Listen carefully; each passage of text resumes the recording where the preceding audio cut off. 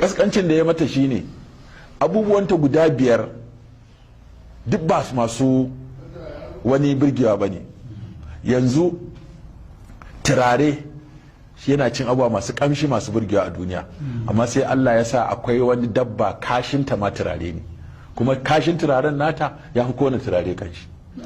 To duniya wata aba ce da za a sa kashin dabba, misk dabba ce, juda ake kiran turaren juda, misk abin nan ne, dabba ce, amma ta kashi sai zama turare.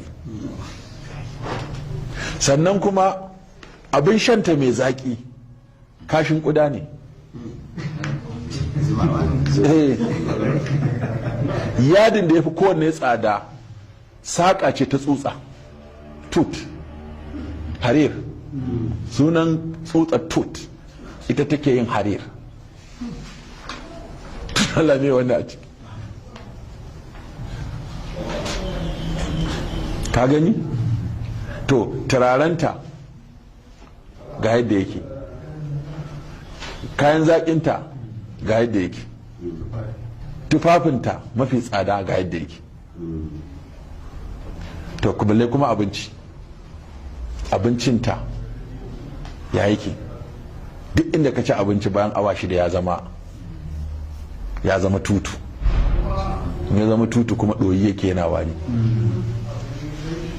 Sannan shi mutum jaka ce, gangar jikinka jaka ce, aka saka rai aka saka nafs.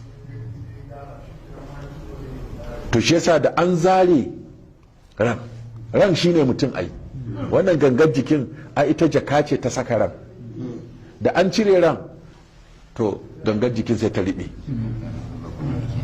Duk inda ba a maza an wa mutum jana'iza ba sai ya fara wari.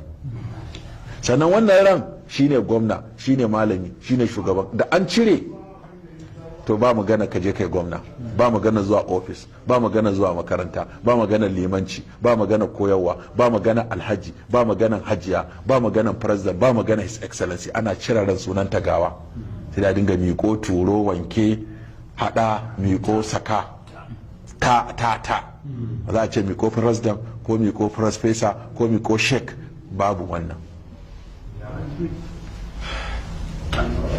Sannan ka ce mace ce daɗin duniya, to me mace? Mafi muni a jikin mace shine gabanta, nan take fitsari, nan take fitar da jini. To me na birkiya? Shi ne, shi yasa aka ɓoye shi ai da shi mata suke nuna gudu za a ita yi. Sai fuska ita ce mafi kyawu a jikin mace, to da shi za ta ja ka zuwa ga mafi munin kuma. Bayi da kyan gani, bayi da kyan abu, fitsari, kashi da jini da al'ada da sauransu, da fitar yaro.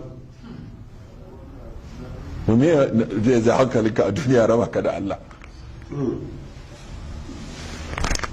Isa ibn Hazamin ya ce duk duniya kuma akwai abin da yake so, amma abu ɗaya ne ba zai samu ba, shi ne kwanciyar hankali. Allah ba zai haɗa maka mulki da kwanciyar hankali ba zai haɗa maka kuɗi da kwanciyar hankali ba zai haɗa maka abin na ilimi da kwanciyar hankali ba.